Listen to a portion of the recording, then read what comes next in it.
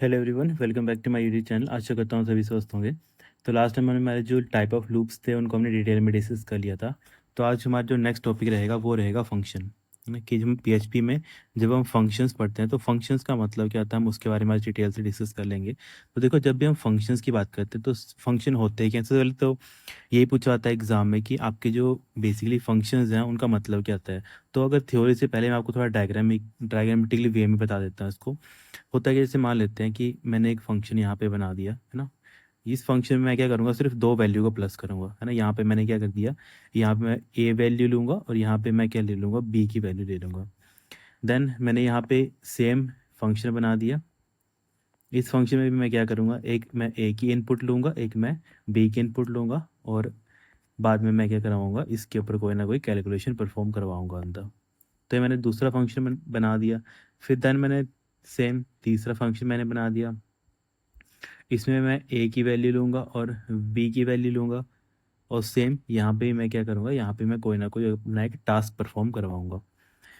अब सपोज कर लेते हैं कि जो मेरा फर्स्ट मैंने एक फंक्शन बनाया है वो क्या करेगा, सिर्फ सिर्फ वैल्यू को ऐड करेगा। दूसरा क्या करेगा, वैल्यू को माइनस करेगा, है ना। तीसरा क्या करेगा, मान लेते हैं वैल्यू को ये मल्टीप्लाई ही करेगा। अब जब मैंने इन तीनों को इकट्ठा कर दिया, है क्या यहाँ पे, ये मेरा बन गया एक छोटा मॉड्यूल नंबर 1, है ना। कई प्रोग्रामिंग लैंग्वेज में इसको मॉड्यूल बोला जाता है, कई प्रोग्रामिंग लैंग्वेज में इसको ब्लॉक ऑफ कोड बोल दिया जाता है। कई प्रोग्रामिंग लैंग्वेज में हम इसको पढ़ बोल देते हैं कि ये हमारे पास एक ऐसा सब रूटीन है या फिर मेथड है, क्योंकि ये ना जो हमारी फंक्शंस होते हैं, है ना, मॉड्यूल बोल लो या फिर इसको आप फंक्शन भी बोल सकते हो, या तो इसको आप बेसिकली मेथड भी बोल सकते हो। अलग अलग प्रोग्रामिंग लैंग्वेज में ना अलग अलग वे में एक ही टॉपिक को अलग अलग वे में बताया जाता है ना। तो जस्ट यहाँ पे समझाने के लिए ये मैंने क्या ले लिया, सबसे नंबर वन पे मैंने ले लिया मॉड्यूल मेरा 1, है ना। ये मेरा क्या बन गया, मॉड्यूल नंबर मेरा 1 बन गया।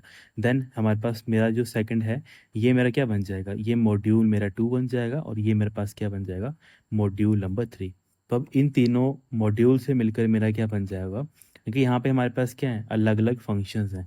अलग अलग फंक्शंस को कंबाइन करके हमने क्या बना दिया, बेसिकली हमारा एक सॉफ्टवेयर मैंने बना दिया। और ये सॉफ्टवेयर कैसा है, ये एक ऐसा सॉफ्टवेयर है जो बेसिकली अरिथमेटिक ऑपरेशन परफॉर्म करेगा, है ना। अर्थमेटिक ऑपरेशंस परफॉर्म करेगा। देखो यहाँ पे आप बोलेंगे सर आपने डिवाइड तो लिया नहीं, वो तो अभी यहाँ पे थोड़ा स्पेस कम था, तो मैंने जस्ट आपको समझाने के लिए कि एक मेरा सॉफ्टवेयर था, उस सॉफ्टवेयर में मैंने अलग अलग 3 मॉड्यूल बनाए, और 3 मॉड्यूल कुछ नहीं है, 3 मैंने फंक्शन बनाए। एक फंक्शन मैंने बना दिया कि वो वैल्यू को ऐड करेगा, कोई भी मैं दो उसको वैल्यू दूंगा तो वो ऐड करेगा। देन एक मैंने बना दिया कि वो वैल्यू को सब्ट्रैक्ट करेगा। तीसरा मैंने बना दिया वो वैल्यू को मल्टीप्लाई करेगा। और मैंने सिंपली यहाँ पे क्या कर दिया, मैंने सिंपल लिखा C is equal to A plus B, कि आप ए प्लस बी की वैल्यू को प्लस करो और बाद में उसको किसी मेमोरी में जाके स्टोर कर दो। वही मैंने यहाँ पे लिख दिया C is equal to A minus B. Okay, आप क्या करो, दोनों वैल्यू को माइनस करो और उसको एक मेमोरी में जाके स्टोर कर दो। वही मैंने मल्टीप्लाई ये करना है, C is equal to A multiply B. देखो कुछ नहीं है, जस्ट हमने क्या किया है, जो हमारे रिक्वायरमेंट है, जो हमें स्पेसिफिक टास्क परफॉर्म करवाना है, उसका कोड मुझे बार बार नहीं लिखना पड़े, तो उसके लिए मैंने क्या किया, एक प्री डिफाइंड स्ट्रक्चर की वे में एक फंक्शन बना के रख दिया। और जब भी मैं उस फंक्शन में जो भी आर्गुमेंट्स हैं या फिर जो भी वैल्यूज़ हैं, जो भी मैं वैल्यू उनको भेजूंगा, उस वैल्यू के अगेंस्ट जो मैं फंक्शन एग्जीक्यूट करूंगा, उसके बिहाफ पे मुझे क्या मिलेगी, मुझे आउटपुट मिल जाएगी। अब इसको आप ऐसे समझ लो, मान लेते हैं यही जो प्रोग्राम है आपने अपने कंप्यूटर में स्टोर कर लिया, इंस्टॉल कर लिया, और जब आपने इसको ऑन किया, इस प्रोग्राम को रन किया, तो आपको वहाँ पे आ गया कि प्रेस 1, मतलब आप एक प्रेस करोगे अगर आपको वैल्यू को ऐड करना है ना। या फिर सिंपल मैं बोलूँ कि आप यहाँ पे क्या करो, दो वैल्यू दे दो। मैं यहाँ पे पूछ लूँगा आपसे, आप मुझे ए की वैल्यू बताओ। देन आप मुझे क्या करो, इसको मैं थोड़ा ऐसे इलेबरेट कर देता हूँ ताकि आप इसको फ्लो को समझ पाओ।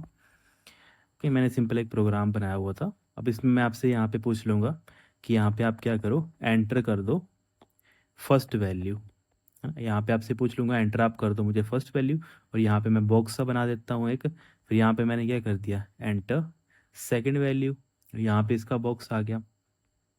अब थर्ड नंबर पे मैंने क्या किया, थर्ड नंबर पे मैंने जस्ट आपसे ये पूछा कि आप मुझे बताओ आपको कौन सा ऑपरेशन परफॉर्म करवाना है ना। यहाँ पे मैं लिख दिया हूँ ऑपरेशन टू बी परफॉर्म्ड। अब जो भी ऑपरेशंस परफॉर्म किए जाएंगे, है ना, यहाँ पे सिंपल लिखता हूँ कि ऑपरेशन या फिर टास्क या फिर फंक्शन, ठीक है, फंक्शन टू बी एग्जीक्यूटेड ऐसे करके मैंने लिख दिया। और उसके अंदर मैंने यहाँ पे आपको मेंशन कर दिया कि अगर आपको ऐड करना है ना, अगर आपको ऐड करना है तो आप ऐड वाले पे क्लिक करो, अगर आपको माइनस करना है तो आप सब्ट्रैक्ट वाले पे क्लिक करो, और अगर आपको मल्टीप्लाई करना है तो आप मल्टीप्लाई वाले पे क्लिक करो। ओके, तो यहाँ पे इसी चीज़ को, ये आपने स्ट्रक्चर देख लिया, इसी वे में जो यूज़र को दिखेगा, जिसको हम यूज़र इंटरफेस बोलते हैं, तो वो यूज़र इंटरफेस आपका यहाँ पे आ गया, जो मैंने नीचे आपको बना दिया। तो मान लेते हैं आपने फर्स्ट वैल्यू दे दी 10 और सेकंड वैल्यू दे दी आपने 20। अब क्या किया आपने, अब आपको क्या करना था, आपने दो वैल्यू दे दी है ना, दो वैल्यू तो आपने दे दी। अब आपने जैसे ही ऐड पे क्लिक किया कि आपको ऐड करना है, तो जैसे ही आप ऐड पे क्लिक करोगे तो जो 10 है, 10 कहाँ, 10 जो वैल्यू है, एक्चुअल वैल्यू है, इसकी कॉपी कहाँ पे चले जाएगी, यहाँ पे चली जाएगी, ये वाली जो मेमोरी है यहाँ पे चली जाएगी। 20 की कॉपी कहाँ पे चली जाएगी, जो मेरी दूसरी मेमोरी है वहाँ पे चली जाएगी। अब देखो, जहाँ पे ए और बी है, इसकी जगह पे कितना आ जाएगा, ए की जगह 10 आ जाएगा और बी की जगह 20 आ जाएगा। तो 10 प्लस 20 कितना आता है हमारे पास, 30। तो जो मेरे पास नई सी मेमोरी है उसमें वैल्यू कितनी आ जाएगी, 30 आ जाएगी। तो आपको कंप्यूटर स्क्रीन पे कितना दिखेगा, जब आपने वैल्यू को प्लस किया होगा तो आपको आउटपुट कितनी आएगी, 30 आपकी आउटपुट आएगी। कब आएगी, जब आप ऐड वाले सेक्शन पे क्लिक करोगे। तो जैसे आप ऐड वाले सेक्शन पे क्लिक करोगे तो जो मेरा प्रोग्राम है, मेरे पास अलग अलग फंक्शन है, फंक्शन मेरे पास एडिशन के लिए अलग फंक्शन है, सब्ट्रैक्शन के लिए मेरे पास अलग फंक्शन है, और मल्टीप्लाई के लिए मेरा अलग फंक्शन है। पर मैंने अभी कौन सा चलाया, मैंने सिर्फ और सिर्फ अपना एक फंक्शन चलाया जिसको मुझे चलाना था, जो मुझे स्पेसिफिक टास्क एग्जीक्यूट करना था। मैंने सिर्फ और सिर्फ उसी को ही क्या किया, कॉल किया, मतलब उसी को ही मैंने पुकारा कि आप क्या करो, इस संदर्भ में जो मैंने आपको वैल्यूज़ दी हैं उसके अगेंस्ट क्या करो आप, जो आपको आपके अंदर जो मैंने सेट ऑफ प्री डिफाइंड जो भी इंस्ट्रक्शंस मैंने लिखी हैं आप उसको एग्जीक्यूट करो। और इसके अंदर एडिशन के अंदर मैंने क्या लिखा है कि आप कुछ मत करो, दो वैल्यूज़ आएंगी, आप उन दोनों वैल्यू को प्लस करके मुझे आउटपुट स्क्रीन पे बता दो। तो ऐसे करके आपका पूरा का पूरा जो फंक्शंस है वो वर्क करता है। ये बेसिकली एक ग्राफिकल वे ऑफ, मतलब ग्राफिकल तरीका होता है जिसकी हेल्प से आप एक समझ सकते हो कि फंक्शन हम कैसे यूज़ करते हैं, क्या उनका मतलब होता है। अगर हमें बार बार एक कोड को लिखने की बजाय हम क्या कर देते हैं, उसको फंक्शन की वे में उसको बना देते हैं, है ना, बना देते हैं। क्यों बनाते हैं, क्या मोटिव रहेगा इनको फंक्शंस को बनाने का, वही कि हम बार बार कोड को ना लिखें। एक ही कोड को अगर हम बार बार लिखें तो वो हमारी मेमोरी की वेस्टेज हो जाती है।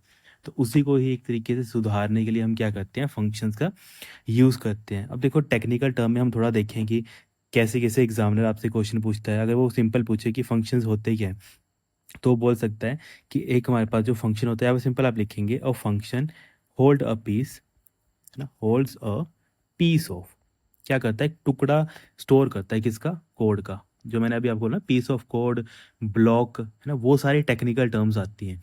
तो फंक्शन क्या करता है, होल्ड करता है पीस ऑफ कोड, और वो क्या करता है, दैट परफॉर्म, या फिर आप ऐसे कर सकते हो, does a specific task.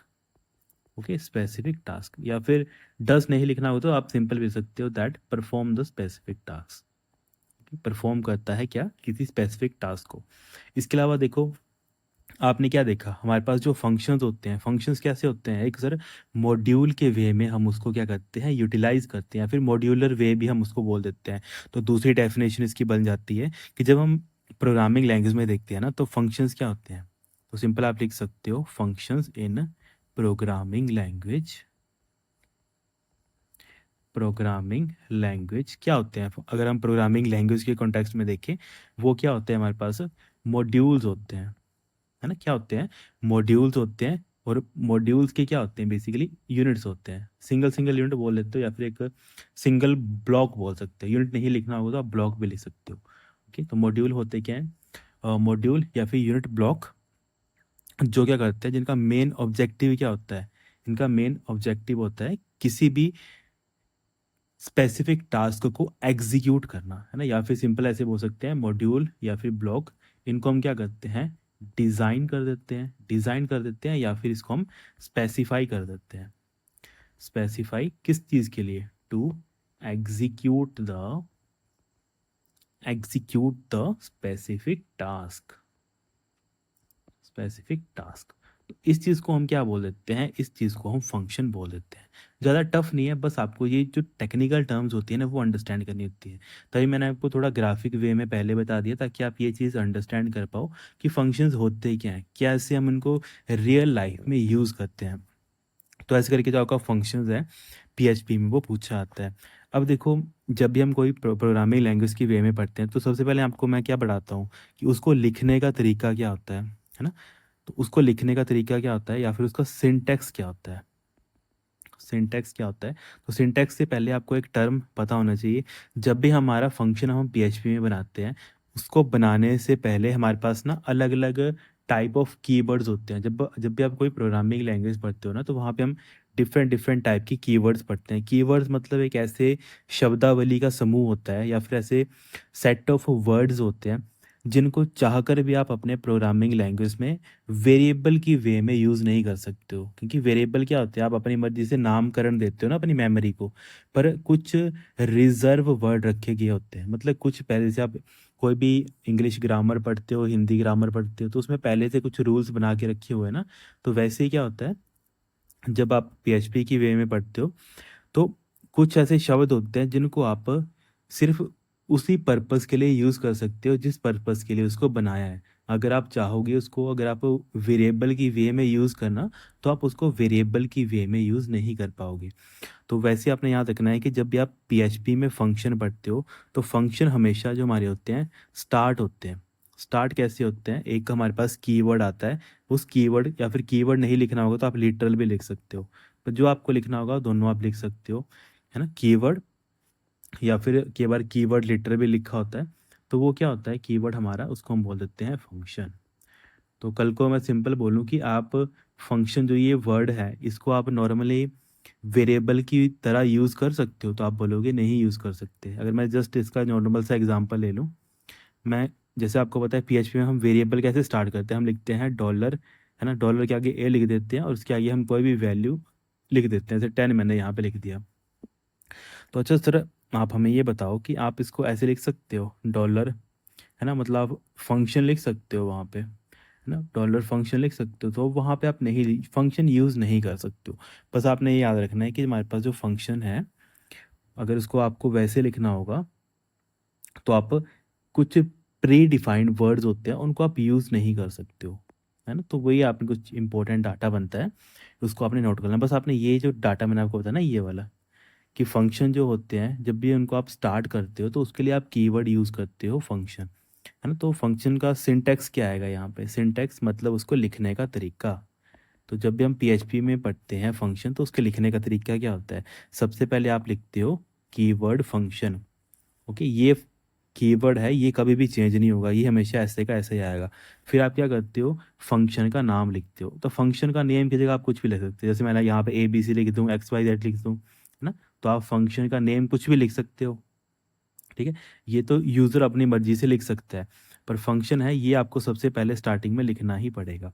Function आ गया, फंक्शन का नेम आ गया, देन आप क्या करोगे, कोई ना कोई वैल्यू असाइन करोगे। तो जब आप वैल्यूज़ देते हो, उसको टेक्निकल टर्म में क्या बोला जाता है, पैरामीटर्स बोला जाता है। तो यहाँ पे आप क्या करते हो, कोई ना कोई किस टाइप की वैल्यूज़ आप प्रोवाइड कर रहे हो फंक्शन को, है ना। जैसे हमने वहाँ पे देखा था ना एडिशन वाले में, तो एडिशन वाले में मैंने क्या किया था, ए और बी वैल्यूज़ वहाँ पे असाइन की थी, वहाँ पे बताया था कि यहाँ पे मेरी ए और बी वैल्यूज़ आएंगी जो मेरी न्यूमेरिक वैल्यूज़ ही लेंगी सिर्फ और सिर्फ। तो वो न्यूमेरिक वैल्यूज़ क्या है, एक तरीके से पैरामीटर्स होते हैं। देन हम क्या करते हैं, करली ब्रेसेस स्टार्ट, क्योंकि हमें क्या करना है, एक ब्लॉक बनाना है। जैसे हमने डायग्राम की वे में बनाया था ना एक ब्लॉक, कि यहाँ पे हम क्या कर रहे हैं, यहाँ पे हम दो वैल्यू को प्रोवाइड कर रहे हैं फंक्शन के लिए, और ये फंक्शन कौन सा था मेरा, एडिशन का फंक्शन था। और उस फंक्शन के अंदर मैंने कौन सा कोड लिखा है, तो वो हमें किससे लगता है पता, ये हमें करली ब्रेसिस से लगता है पता, है ना। तो ऐसे करके आपने ये सारी चीज़ें समझनी है। तो करली ब्रेसिस मतलब यहाँ से लेके यहाँ तक, इसके अंदर जो भी बॉक्स के अंदर आप कोड लिखोगे, उसको लिखने का तरीका कैसे होता है, ये वाला तरीका होता है, ये ओपनिंग और ये हमारे पास क्लोजिंग करली ब्रेसेस होती है।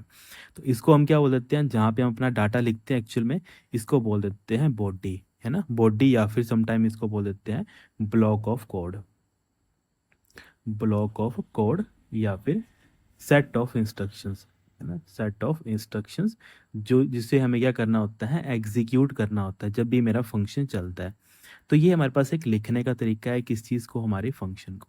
तो इसको आप ऐसे करके नोट कर सकते हो, है ना। इंपॉर्टेंट डाटा काफ़ी बार एग्जाम में पूछा जाता है, तो इसको क्या करना है, अपने कॉपी पे नोट कर लेना है।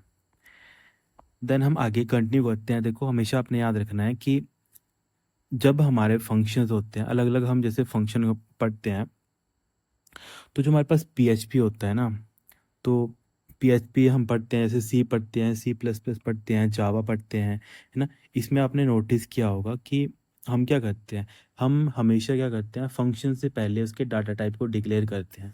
अगर आपने कभी पढ़ा होगा ना, अगर आपने सी या फिर सी प्लस प्लस लैंग्वेज पढ़ी होगी, या फिर इवन आपने जावा भी पढ़ी होगी, तो वहाँ पे आप हमेशा देखते हो कि जब भी आप अपना एक फंक्शन बनाते हो ना, उससे पहले आप क्या करते हो, उसका डाटा टाइप डिक्लेयर कर देते हो, है ना। डाटा टाइप डिक्लेयर, अब डाटा टाइप होता है क्या, जैसे हमने पढ़ा था ना, इंट होता है हमारे पास, फ्लोट होता है, कि जो हमारे पास आउटपुट आएगी वापस वो कैसी आएगी, वो इंटीजर होगी, फ्लोटिंग पॉइंट वैल्यू में होगी, है ना। तो ये क्या होते हैं, हमारे पास डाटा टाइप्स होते हैं। तो जो हमारे पास जो ट्रेडिशनल लैंग्वेज हैं, सी, सी प्लस प्लस, जावा, तो वहाँ पे जब हम फंक्शन डिक्लेयर करते हैं, देखो सिंटैक्स तो सेम ही होता है सभी का, कि फंक्शन, फिर उसके बाद आप क्या कर देते हो, फंक्शन का नाम लिखते हो, उसके बाद आप वैल्यू पास करते हो, और देन आप क्या करते हो, जो भी कोड होता है वो यहाँ पे लिख देते हो।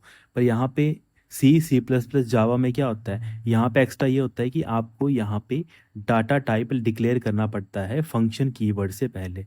पर हमारा जो बेसिकली जो हमारे पास पीएचपी है, वहाँ पे ऐसा कोई फंडा नहीं है ना। वहाँ पे सिंपल आप फंक्शन लिखते हो, देन आप फंक्शन का नाम लिखते हो, और जो वैल्यूज़ होती हैं उसको पास करते हो। अब यहाँ पे जो नॉर्मली सी, सी प्लस प्लस, जावा होता है, वहाँ पे आपको सबसे पहले डाटा टाइप डिक्लेयर करना पड़ता है कि जो आपका फंक्शन आपको आउटपुट देगा, क्योंकि हम फंक्शन बना ही क्यों रहे हैं। जैसे हमने देखा था ना, ए और बी के अंदर मैं क्या कर रहा हूँ, वैल्यू दे रहा था, 10 और 20 मैंने वैल्यूज़ दी थी। तो जब ये 10 और 20 वैल्यू मेरी इवैल्यूएट हो जाएंगी, 30 इसका राइट आंसर आ जाएगा। तो 30 किस टाइप का वैल्यू है, 30 हमारी इंटीजर वैल्यू है ना। तो 30 हमारी इंटीजर वैल्यू है। तो जो हमारे पास ट्रेडिशनल लैंग्वेज होती है, इनमें बताना भी पड़ता है कि जब आप किन्हीं दो वैल्यू को प्लस कर रहे हो, या फिर कोई भी ऑपरेशन आप परफॉर्म कर रहे हो, तो बाद में जो आपकी आउटपुट आएगी, वो आउटपुट आपकी कैसी आएगी, कि इंटीजर आएगी कि फ्लोटिंग आएगी। फ्लोटिंग इन द सेंस, जैसे मान लेते हैं 30.00, तो ये क्या है, मेरे पास एक फ्लोटिंग वैल्यू है ना। अगर मैं यहाँ पे मान लेता हूँ कि फंक्शन मैंने, वैल्यू मैंने 10 और 20 दी है, पर मैंने जो मेरा फंक्शन है उसको रिटर्न टाइप मैंने कर दिया है यहाँ पे फ्लोट। फ्लोट, और यहाँ पे मेरा फंक्शन का नाम क्या लिखा था मैंने, है ना, यहाँ पे फ्लोट फंक्शन। फंक्शन का नाम मेरा क्या था, ऐड, और ऐड के अंदर मेरी वैल्यू कितनी गई थी, यहाँ पे 10 और 20 मेरी यहाँ पे वैल्यू गई थी। तो यहाँ पे जो भी रिजल्ट होगा, रिजल्ट कितना आ जाएगा, 30 आ जाएगा। दोनों को मैं प्लस करूंगा, देन मैं यहाँ पे क्या कर दूंगा, रिटर्न कर दूंगा। तो जैसे मैं रिटर्न करूंगा, तो ये देख लेगा कि अच्छा आप फ्लोटिंग वैल्यू की बात कर रहे हो, तो फ्लोटिंग वैल्यू की आउटपुट आपको स्क्रीन पे कैसे दिखेगी, आपको दिखेगी 30.00।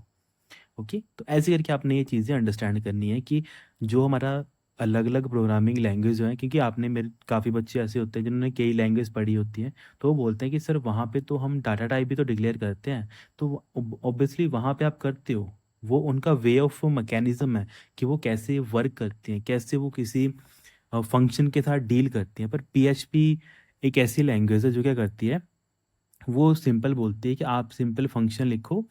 बस मस्ट ये है, आपको फंक्शन लिखना ही पड़ेगा, ये कीवर्ड है, ये आपको लिखना ही पड़ेगा। देन आप कोई भी फंक्शन का नाम दो, जो भी आपको बनाना है, उसके अंदर जो भी आपको वैल्यू भेजनी है वो मुझे डिफाइन कर दो आप, और उस वैल्यू के ऊपर मुझे कैसे कोई काम करना है वो आप मुझे बता दो।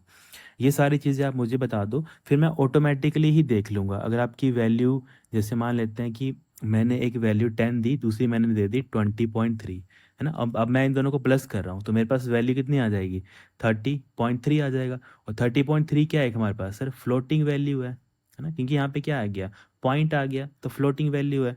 तो इसका मतलब है पीएचपी इसको ऑटोमेटिकली डाटा टाइप क्या कंसीडर कर लेगा, वो फ्लोटिंग ही इसको ऑटोमेटिकली कंसीडर कर लेगा। तो ये बेनिफिट है पीएचपी का, कि वो ऑटोमेटिकली ही जब एग्जीक्यूट होते हैं प्रोग्राम, तो उनको ऑटोमेटिकली ही डिकोड कर लेता है। तो ये हमारे पास कुछ फंक्शन का सिंटैक्स था कि हम फंक्शन कैसे लिखते हैं। अब हमारे पास कुछ नेक्स्ट इंपॉर्टेंट स्टेप आते हैं कि जब भी हम बात कर लेते हैं, या फिर हम सिंपल बोलूँ कि हमारे पास ना अलग अलग बेसिकली मैकेनिज्म होता है एक चीज़ लिखने का। या फिर सिंपल मैं बोलूँ कि कुछ हमारे पास रूल होते हैं लिखने के, है ना। तो रूल्स की बात कर लेते हैं कि हमारे पास क्या क्या रूल्स होते हैं जब हम पीएचपी के कॉन्टेक्स्ट में इसको पढ़ते हैं। तो सबसे पहला रूल तो यही बन जाता है कि जो भी आपके फंक्शंस होते हैं, है ना, कोई भी एक्स वाई जेड कुछ भी फंक्शन है, तो जो उसका फर्स्ट करेक्टर है ना, फर्स्ट जो उसका करेक्टर होता है, या फिर सिंपल लिख देता हूँ, नेम ऑफ एनी फंक्शन। कोई भी फंक्शन है जो उसका नाम है ना, नेम ऑफ फंक्शन कहाँ पे आएगा, ये वाला आएगा, जो सेकंड वाला आप बॉक्स देख रहे हो ना, ये वाला।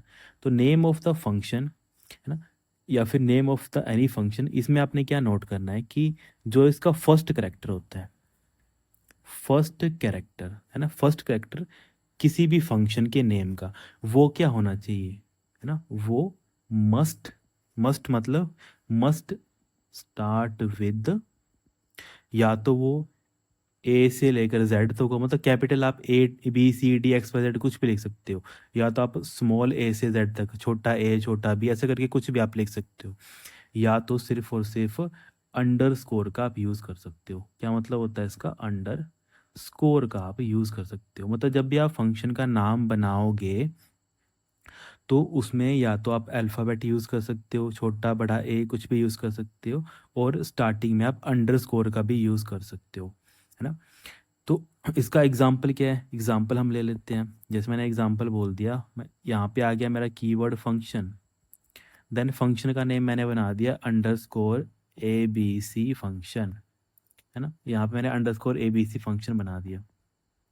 तो देखो यहाँ पे ये क्या हो जाएगा, ये करेक्ट हो जाएगा, हमारे पास लिखने का तरीका ठीक है हमारे पास, है ना। चलो मैं आगे का नहीं लिखता हूँ, जस्ट इतना लिखता हूँ कि फंक्शन का नेम, हाँ सर यहाँ पे अंडरस्कोर है यहाँ पे, इसका मतलब ये ठीक है हमारे पास।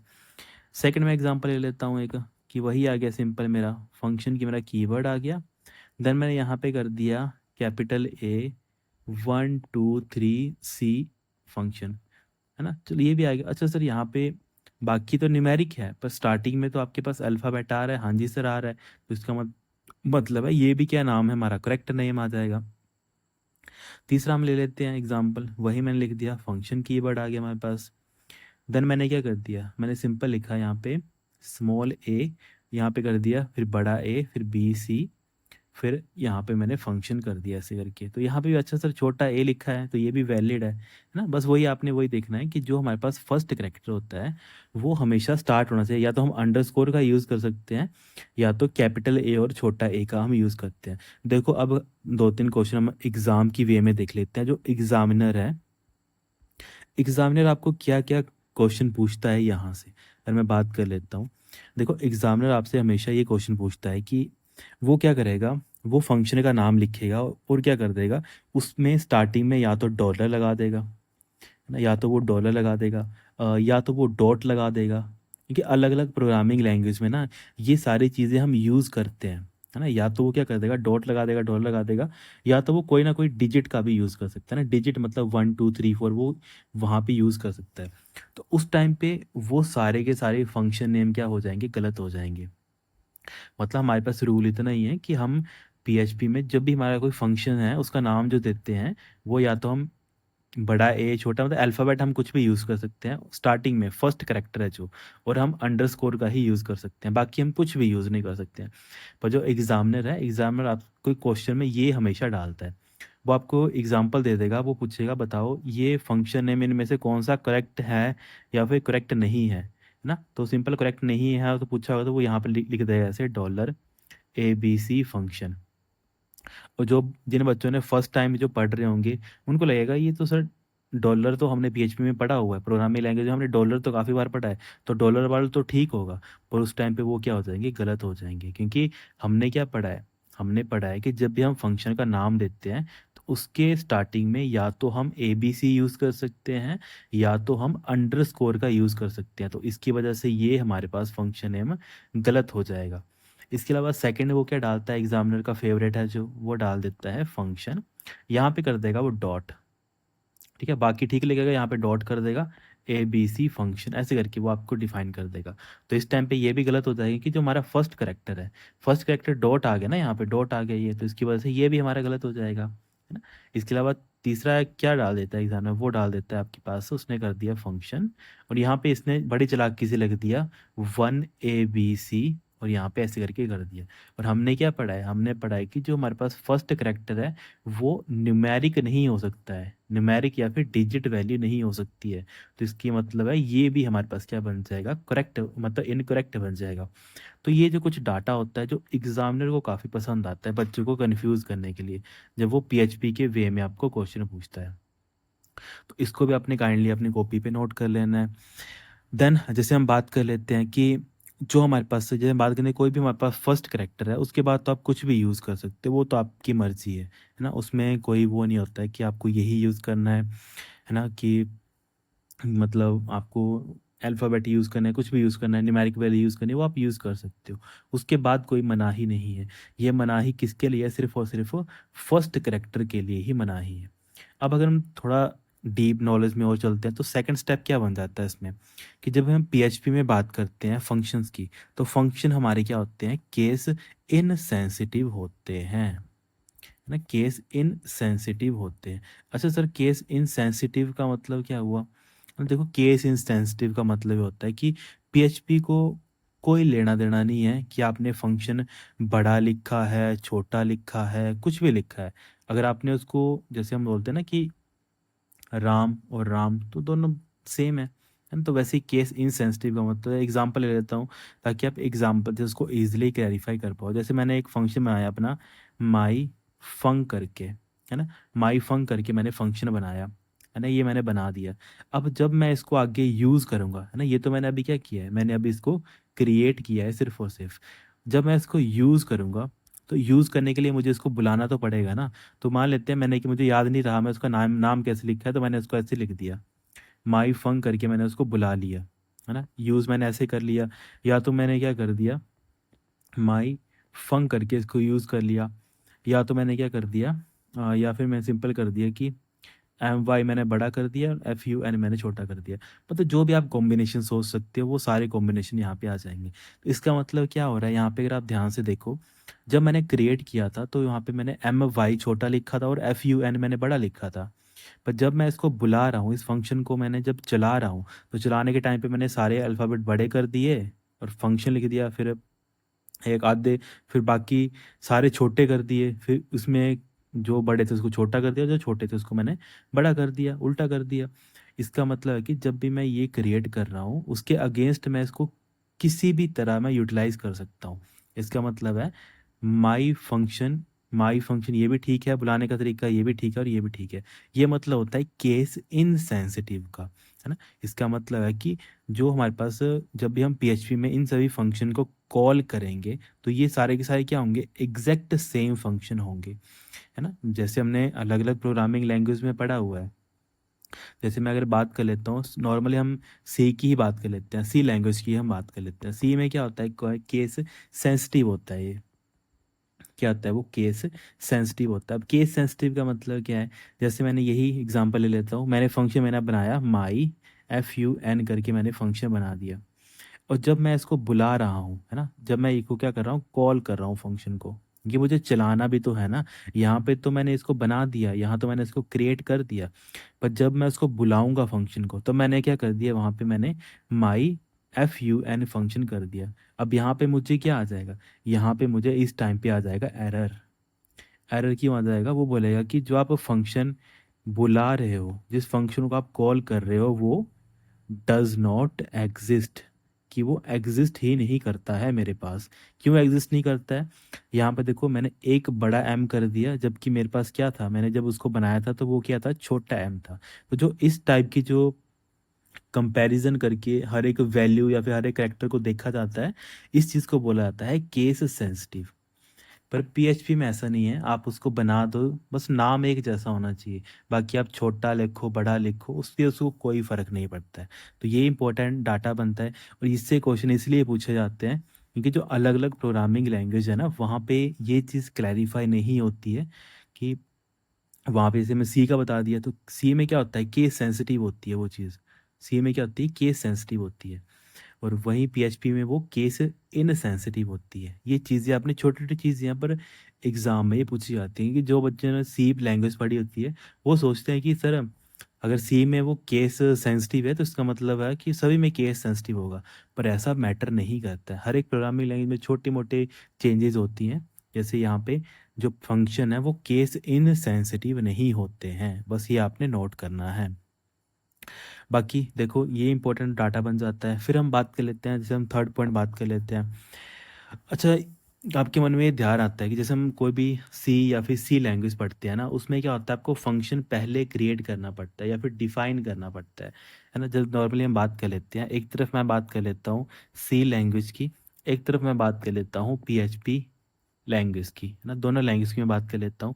देखो, जब सी लैंग्वेज आप फंक्शन क्रिएट करते हो तो सबसे पहले आपको क्या करना पड़ता है, फंक्शन को डिक्लेयर करना पड़ता है ना। सबसे पहला स्टेप रहता है आपको फंक्शन को डिक्लेयर करना। सेकंड आप क्या करते हो, उसको उस फंक्शन को डिफाइन कर देते हो, है ना। देन आप क्या करते हो, उस फंक्शन को कॉल करते हो, मतलब उसके काम लेते हो तीसरे स्टेप पे जाके।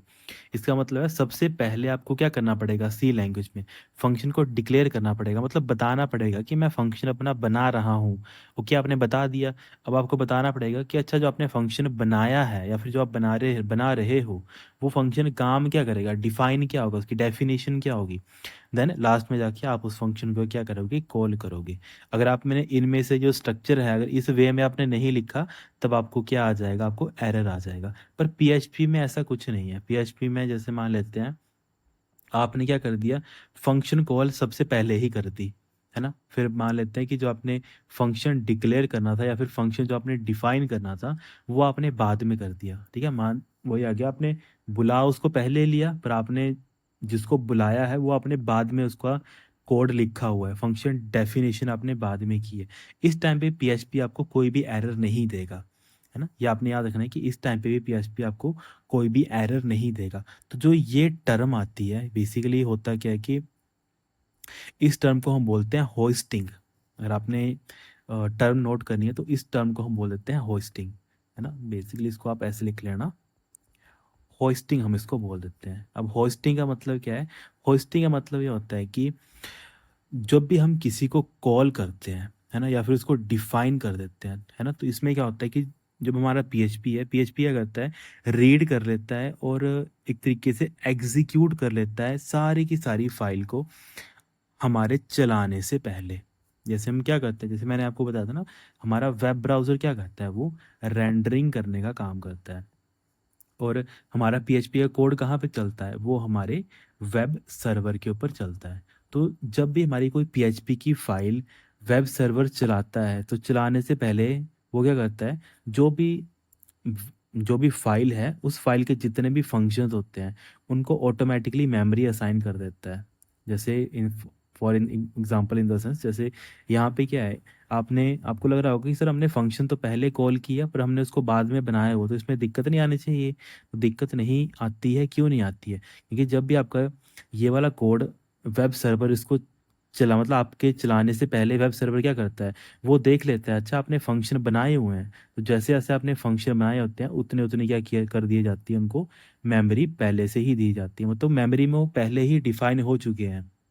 आपने जैसे ही कोड भेजा वेब सर्वर के पास, और यहाँ पे जो भी कोड था उस कोड के हिसाब से कितनी कितनी मेमोरी किसको चाहिए, वो ऑटोमेटिकली पहले से ही वेब सर्वर ने उनको प्रोवाइड कर दी है। जैसे ऑब्वियसली अब हमने किसी को पहले ही मेमोरी दे दी है, और हम उसको क्या करेंगे, अब बुलाएंगे कि बेटा अब आ जाओ मेरे पास में, अब मुझे आपसे काम करवाना है, तो ऑटोमेटिकली उनको पता होगा अच्छा मेमोरी में आप इसको बुला रहे हो, ठीक है कोई बात नहीं, बुला लो, करवा लो काम जो करवाना है ना। इसमें इसका क्या फ़ायदा रहता है, इसका यही फ़ायदा रहता है होस्टिंग का, कि आपने फंक्शन मान लेते हैं पहले ऊपर कहीं पे भी उसको बुलाया हुआ है, कहीं पे भी आप उसको काम करवाना चाहते हो उससे, और आपने लास्ट में जाके कहीं पे भी उसको डिफाइन किया है।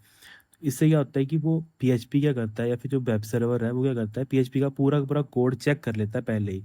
चेक करने के बाद वो देख लेता है कि जहाँ जहाँ पे फंक्शंस हैं, जिन जिन फंक्शन की जितनी जितनी मेमोरी की रिक्वायरमेंट है, वो उनको उसी टाइम पे दे देता है। उसी टाइम पे देने का मतलब है जब कोड वेब सर्वर के पास आता है, वो उसी टाइम पे जो भी रिक्वायर्ड मेमोरीज होती हैं वो उनको एलोकेट कर देता है। उसके बाद जैसे जैसे यूज़र उसको बोलता है कि मुझे इसको बुलाना है, मुझे दूसरे फंक्शन को बुलाना है, मुझे तीसरे को बुलाना है, उसके बिहाफ पे वो फंक्शन ऑटोमेटिकली क्या होते हैं, एग्जीक्यूट होना स्टार्ट हो जाते हैं।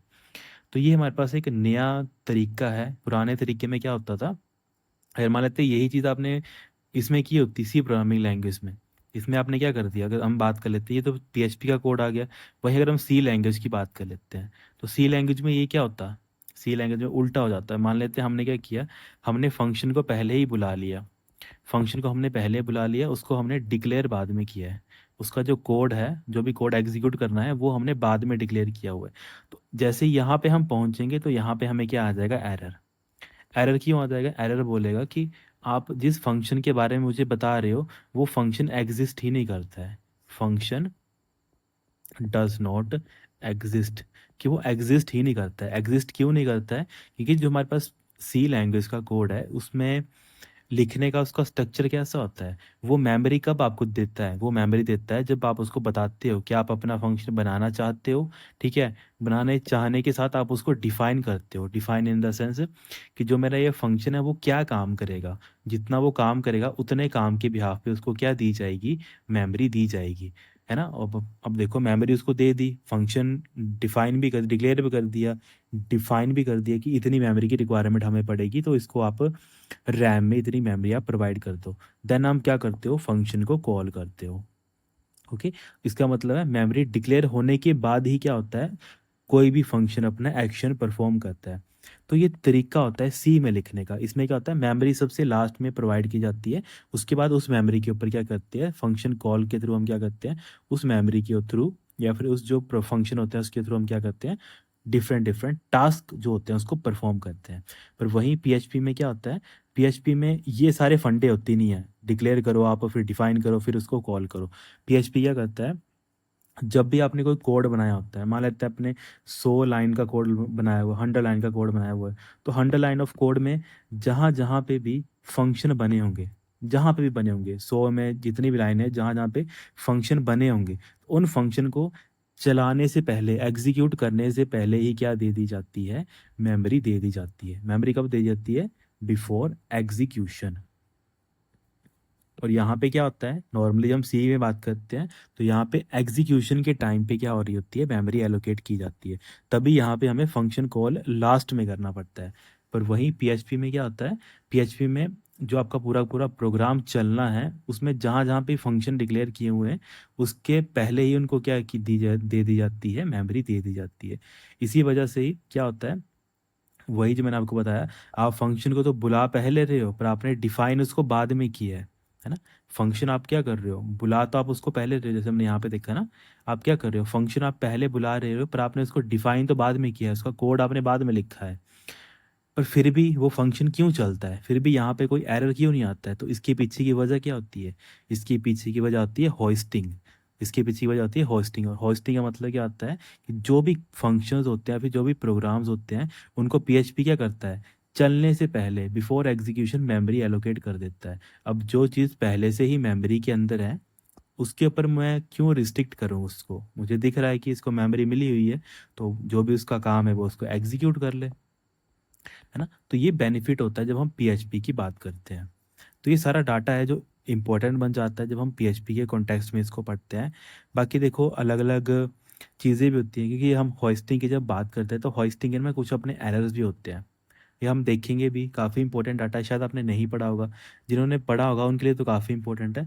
पर जब हम होस्टिंग के बारे में पढ़ते हैं तो होस्टिंग में ना क्या होता है, कुछ केसेस भी होते हैं, कुछ एक्सेप्शंस भी होते हैं, और इन एक्सेप्शन से ही क्वेश्चन एग्जामिनर आपसे पुट करता है। होता क्या है, जो आपका होस्टिंग है ना, ये सिर्फ और सिर्फ अप्लाई करता है जो अनकंडीशनल आपके पास फंक्शंस होते हैं। इसको आप ऐसे ही कर लेना, ओनली वर्क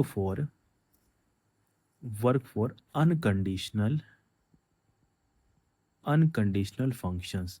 अब ये मैं आपको समझाऊंगा होता क्या है, क्या इसका मतलब होता है।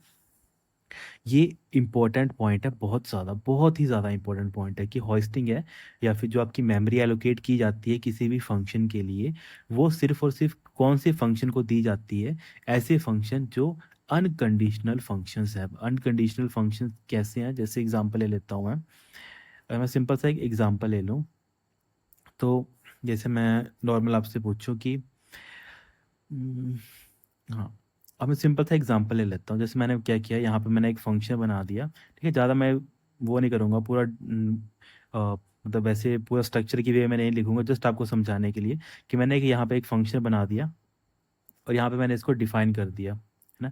यहाँ पे मैंने एक फंक्शन बना दिया और यहाँ पे मैंने क्या कर दिया, इसमें अंदर कुछ भी कोड है मैंने उसको लिख दिया। देन मैंने एक फंक्शन दूसरा बना दिया, ठीक है, फंक्शन नंबर 2 मैंने बना दिया। अब यहाँ पे भी मैंने अपना कोई कोड था, वो मैंने यहाँ पे अपना कोड कुछ लिख दिया।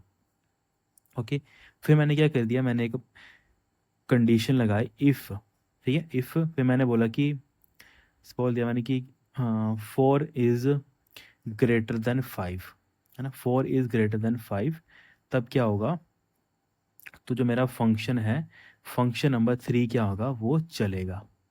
ओके, ऐसे करके मैंने इसको बना दिया। ओके, अब इस टाइम पे देखो, इस टाइम पे क्या होता है, अब आपके सामने एक थोड़ा ब्रॉड आइडिया है क्या है। यहाँ पे देखो, सबसे पहले मैंने एक फंक्शन बनाया, ठीक है, यहाँ पे मैंने एक फंक्शन बना दिया, एक बॉक्स मैंने बना दिया फंक्शन नंबर 1। देन मैंने एक बॉक्स बना दिया मेरा फंक्शन नंबर 2 का।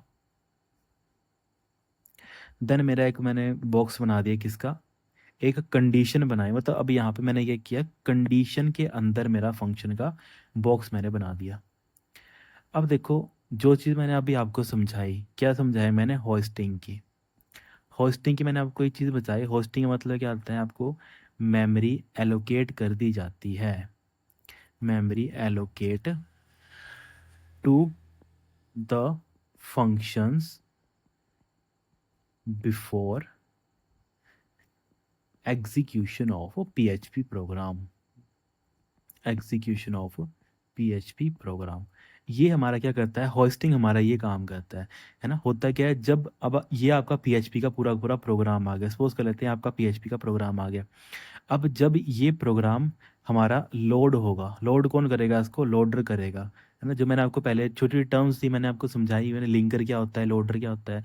तो लोडर के टाइम पे क्या होता है, ये पूरा का पूरा प्रोग्राम कहाँ पे जाएगा, हमारी रैम के ऊपर जाएगा, क्योंकि आपको पता है सारा का सारा काम हमारा होता कहाँ पे है, हमारा पूरा पूरा काम हमारा रैम के ऊपर होता है। तो जैसे ये प्रोग्राम हमारा रैम के ऊपर जाएगा, ओके, तो मैं इसको तो यहाँ पे होस्टिंग को हटा देता हूँ थोड़ा यहाँ पे।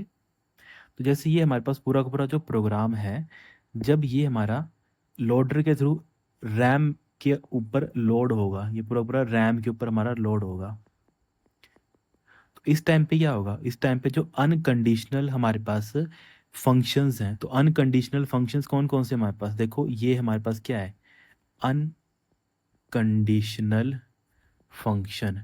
इसमें कोई कंडीशन लगाई है मैंने कि इफ़ या फिर वाइल, ऐसी कोई कंडीशन लगाई है, नहीं लगाई है, तो ये क्या है हमारे पास, अनकंडीशनल फंक्शन है। अच्छा, दूसरा इसके ऊपर लगाई है मैंने कंडीशन, नहीं लगाई है सर, है ना। तो ये भी क्या है हमारे पास, एक अनकंडीशनल फंक्शन है हमारे पास ये। ओके, इसको आप लिख लेना अच्छे ढंग से कॉपी पे नोट करके। तो ये दोनों हमारे पास क्या है, अनकंडीशनल फंक्शंस हैं। अब पर यहाँ पे देखो थर्ड नंबर वाला क्या है सर, ये तो हमारे पास एक, हमारे पास क्या है, हमारे पास एक इफ़ ब्लॉक है। अगर मैं इसको थोड़ा ऐसे कर दूँ तो ये हमारे पास क्या है सर, ये हमारे पास एक इफ़ ब्लॉक है ना। इफ़ ब्लॉक है ये हमारे पास, इफ़ ब्लॉक के अंदर हमने लिखा हुआ है।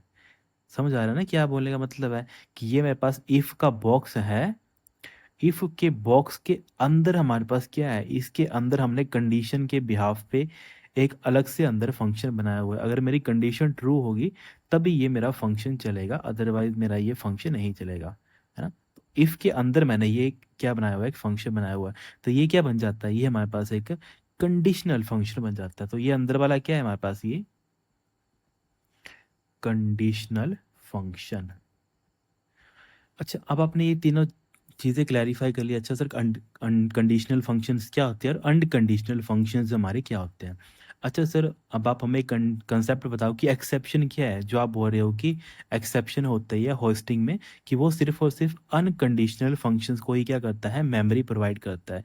तो यहाँ पे देखो अनकंडीशनल फंक्शन कौन से, हमारे F1। तो रैम में आपका F1 फंक्शन भी डिक्लेयर हो जाएगी, इसके लिए मेमोरी दे दी जाएगी। वहीं आपकी F2 फंक्शन के लिए भी मेमोरी दे दी जाएगी। पर जब आप बात करोगे F3 फंक्शन की, तो इसके लिए कोई भी हमारे पास मेमोरी नहीं दी जाएगी, F3 फंक्शन को मेमोरी नहीं दी जाएगी। क्यों नहीं दी जाएगी, क्योंकि ये क्या है कि हमारे पास कंडीशनल फंक्शन है। अगर ये कंडीशन हमारी ट्रू होती है, इफ़ 4 इज़ ग्रेटर देन 5, तभी हम क्या जाएंगे, इस फंक्शन के ऊपर जाएंगे। अदरवाइज तो हम नहीं जा रहे, इस फंक्शन के पास तो जा ही नहीं रहे हैं। अगर ये हमारी कंडीशन ट्रू होगी तभी हम इस फंक्शन के अंदर जाएंगे, अदरवाइज तो हम क्या करेंगे, अगर कंडीशन फॉल्स है तो हम क्या कर जाएंगे, यहाँ से बाहर निकल जाएंगे, यहाँ से हम क्या हो जाएंगे, एग्जिट हो जाएंगे। तो जहाँ पे भी कंडीशनल फंक्शंस आते हैं उनको क्या किया जाता है, उनको मेमोरी उसी टाइम पे दी जाती है जब वो चलते हैं, जब वो एक्चुअल में एग्जीक्यूट होते हैं। तो ये डिफरेंस होता है, या फिर ये एक्सेप्शंस होती हैं होस्टिंग की, और यही एग्जाम में ना पूछा जाता है। अब देखो एग्जामिनर आपसे कैसे पूछ सकता है, होस्टिंग के क्वेश्चन एग्जामिनर आपसे कैसे पूछता है, वो सिर्फ यही पूछेगा कि आप हमें बताओ कि जो हमारे पास फंक्शंस होते हैं उनको आप डिफाइन कर देते हो किसी भी इफ़ ब्लॉक में। सिंपल मैं लिखता हूँ कि जो हमारे पास फंक्शंस होते हैं, अगर आप उनको डिफाइन कर देते हो कहाँ पे, किसी इफ़ ब्लॉक के अंदर, है ना। इफ़ ब्लॉक जैसे मैंने अभी यहाँ पे बनाया था ना, ये मेरे पास क्या है, इफ़ ब्लॉक है हमारे पास। जो जिन्होंने पहले मेरी कंडीशनल फॉर बेसिकली फॉर्मेटिंग की वीडियो देखी है तो उनको आइडिया है ये सारा कि हम किसकी बात कर रहे हैं। तो फंक्शन जो डिफाइन किए जाते हैं किसके अंदर, इफ ब्लॉक के अंदर, या फिर इफ ब्लॉक के अलावा मैंने आपको क्या बताया, मैंने बोला कि कोई भी हमारे लूप्स हो सकते हैं, वाइल हो सकता है, डू वाइल हो सकता है, कुछ भी हो सकता है ना, वो सारे हो सकते हैं। या फिर किसी दूसरे फंक्शन के अंदर भी, अनदर फंक्शन। ये तीनों पॉइंट ऐसे हैं जहाँ से एग्जामिनर को क्वेश्चन पुट करना काफ़ी अच्छा लगता है, क्योंकि उसको पता होता है, बच्चों ने होस्टिंग के बारे में पढ़ लिया होता है।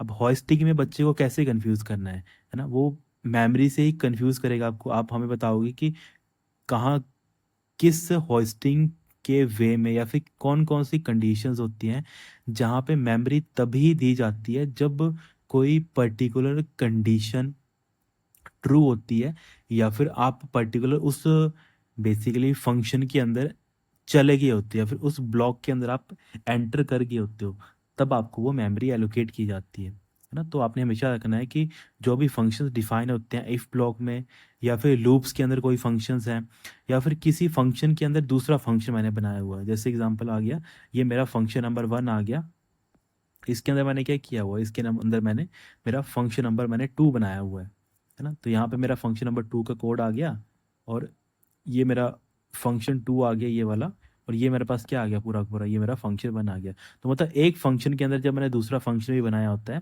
तो ये तीनों कंडीशन आपने याद रखनी है। तो इस टाइम पे क्या होता है कि जो हमारे पास लाइन ऑफ कोड होती है, या फिर सिंपल मैं बोलूँ कि जो हमारे पास हॉइस्टेड होता है, या फिर सिंपल बोलूँ कि जो हमारा पीएचपी होता है वो हॉइस्टेड नहीं होता है। हॉइस्टेड इन द सेंस वो मेमोरी एलोकेट नहीं करता है। तो सिंपल है, इसको आप ऐसे भी नोट कर सकते हो कि it does not gate hoisted, है ना, इट गेट नॉट हॉइस्टेड, है ना। हॉइस्टेड सिंपल बोलने का मतलब है कि इनको क्या होगी, मेमोरी एलोकेट नहीं होगी, मेमोरी एलोकेट नहीं होगी।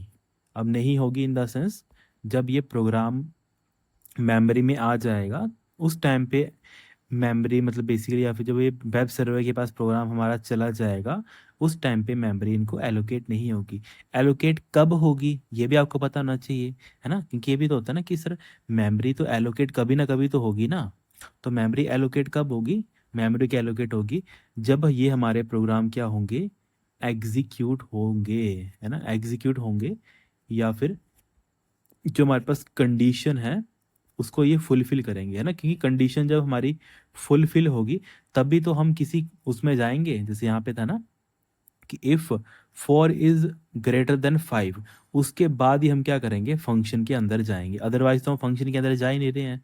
तो बस वही चीज़ मैंने आपको यहाँ पे लिखी कि या तो क्या होगा, मेमोरी इनको तभी एलोकेट होगी जब वो एग्जीक्यूट होंगे, या तो किसी ना किसी कंडीशन के बिहाफ पे जो इनकी कंडीशन होंगी वो क्या होंगी, फुलफिल होंगी। तो ये आपने याद रखना है कि सिंपल आप इसको ऐसे नोट कर सकते हो कि it only becomes real and callable once that specific line of code actually execute during the program runs. Okay, तो वही मतलब है कि जब आपका प्रोग्राम एक्चुअल में रन होगा ना, तभी जो इनके अंदर जो हमने फंक्शन बनाए होंगे वो तभी ही क्या होंगे, एग्जीक्यूट होंगे। तो ये सारा डाटा है जहाँ से ना एग्जामिनर को क्वेश्चन पुट करना काफ़ी अच्छा लगता है। चलो अब हम क्या करते हैं, जो हमने अभी तक पढ़ा है उसके अगेंस्ट क्या क्या क्वेश्चन आपके बन सकते हैं उनको हम देख लेते हैं। तो देखो सबसे पहला क्वेश्चन तो यही बनता है कि जब आप पीएचपी में अपना फंक्शन डिक्लेयर करते हो, है ना, फंक्शन डिक्लेयर इन पीएचपी, तो वो आप कैसे करते हो? तो उसमें आपको पता होना चाहिए हम क्या करते हैं। सबसे पहले हम सर फंक्शन लिख देते हैं, देन हम क्या करते हैं किसी फंक्शन का नाम लिख देते हैं, है ना, फंक्शन का कोई नेम आ जाता है। फंक्शन नेम के बाद हम क्या करते हैं सर कोई ना कोई हम पैरामीटर्स देते हैं। देन हम क्या करते हैं यहाँ पे करली ब्रेसेस, और यहाँ पे हमारे पास क्या आ जाता है ब्लॉक ऑफ कोड या फिर बॉडी ऑफ कोड, जहाँ पे हम एक्चुअल में कोई ना कोई कोड यहाँ पे हम लिखते हैं। तो ये क्या होता है हमारे पास फंक्शन डिक्लेयर करने का तरीका होता है किसमें, पीएचपी में। ये क्वेश्चन पूछा जाता है। देन अगर हम बात कर लेते हैं जैसे हम सिंपल एग्जांपल ले लेता हूँ मैं कि जैसे मैं सिंपल बोलूँ कि क्वेश्चन मैं आपसे पुट करता हूँ कि मुझे बताओ ना इनमें से कौन सा जो हमारे पास वैलिड पीएचपी का नेम है ना, वैलिड जो हमने पढ़ा वही डिस्कस करेंगे, valid PHP function name. Okay, यहाँ पे मैं शॉर्ट में लिख रहा हूँ ना फंक्शन, तो इसको आप फंक्शन ही समझा करो। तो वैलिड पीएचपी फंक्शन नेम, तो ऑप्शन नंबर 1 मैं दे देता हूँ यहाँ पे। जैसे मैंने लिख दिया वन फंक्शन, ये मैंने लिख दिया। सेकंड मैंने आपको ऑप्शन दे दिया डॉलर FUN ऐसे करके कर दिया। फिर मैंने थर्ड ऑप्शन आपको दे दिया डॉट FUNCTION। देन मैंने आपको फोर्थ ऑप्शन दे दिया डॉलर FUNCION, डॉलर फंक्शन। तो आप मुझे खुद बताओ यहाँ पे कि सर कौन सा करेक्ट यहाँ पे राइट आंसर बन जाएगा। वैलिड पीएचपी फंक्शन नेम कौन सा है यहाँ पे सर, ऑब्वियसली यहाँ पे हमारा सेकंड क्या बन जाएगा, राइट आंसर बन जाएगा, क्योंकि अंडरस्कोर फर्स्ट करेक्टर आ सकता है, इसी वजह से यहाँ पे ये करेक्ट हो जाएगा। फर्स्ट करेक्टर में अल्फ़ाबेट मतलब डिजिट नहीं आते हैं तो ये गलत हो जाएगा। पीरियड का सिंबल या फिर डॉट का सिंबल नहीं आता है फर्स्ट में तो ये गलत हो जाएगा। डॉलर का सिंबल नहीं आता है तो ये भी हमारा क्या हो जाएगा, गलत हो जाएगा। तो ये चीज़ें भी पूछी जाती हैं एग्जाम में, सारे के सारे इंपॉर्टेंट डाटा है। तो जो हमने आज पढ़ा उसके अगेंस्ट ये सारा इंपॉर्टेंट डाटा है। बाकी होस्टिंग का तो मैंने आपको बता ही दिया। जैसे क्वेश्चन पूछा जाता है कि होस्टिंग होता है क्या है, होस्टिंग वही होता है जहाँ पे आप मेमोरीज एलोकेट करते हो, किसको, सिर्फ और सिर्फ अनडिफाइंड फंक्शंस को, है ना, तो उस टर्म को बुलाता है होस्टिंग पीएचपी के अंदर। तो ये सारा डाटा इंपॉर्टेंट है, तो काइंडली आप इसको नोट कर लें। बाकी जो इसके नेक्स्ट की आगे जो क्लास है वहाँ पे हम देख लेंगे अलग अलग टाइप की जो हमारे पास वे ऑफ तरीके होते हैं फंक्शंस को हम कैसे बुलाते हैं, कैसे हम फंक्शन को डिक्लेयर करते हैं, कैसे हम स्टेटमेंटें लिखते हैं, कैसे हम एक एक फंक्शन को बनाते हैं। तो अभी आपको बेसिक आइडिया लगना चाहिए था पता, तो उसके लिए मुझे थोड़ा ये डिटेल में बताना पड़ा ताकि आपको क्लैरिफाई हो सके, हर एक छोटी छोटी चीज़ क्लैरिफाई हो सके। क्योंकि ये चीज़ें ना जैसे आप बुक में भी पढ़ते हो या फिर कोई आपको पढ़ाता भी है तो वो या तो ओवर राइट कर देता है, सिंपल बोलता है कि ये इसका सिंटैक्स है, ये इसकी थ्योरी है और ये आपको ऐसे करके इम्प्लीमेंट करना है। तो ना वो ग्राफिकल वे में आपको बताते हैं, ना तो वो एक्चुअल में वो प्रोग्राम कैसे हमारी मेमोरी के साथ चलता है, कैसे मेमोरी में वो डील होता है, वो चीज़ें भी नहीं बताते हैं। तो इसकी वजह से काफ़ी जो डाउट्स आते हैं ना बच्चों के मन में कि सर हमें इसका नहीं क्लैरिफाई हुआ, उसका क्लैरिफाई नहीं हुआ, तो वो तभी आते हैं क्योंकि जो टीचर है वो आपको ढंग से एक्सप्लेन नहीं कर पाता है।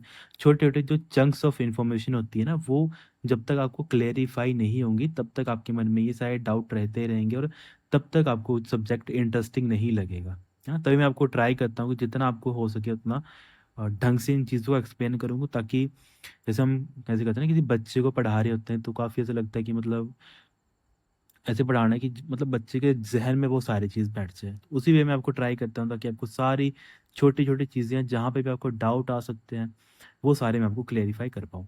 ठीक है, चलो ठीक है स्टूडेंट्स, आज के लिए हम इतना रखते हैं। बाकी जो इसका नेक्स्ट पार्ट है इसको हम नेक्स्ट जो हमारे पास टॉपिक है उसको नेक्स्ट पार्ट में डिस्कस कर लेंगे। ठीक है students, thank you so much, have a great day.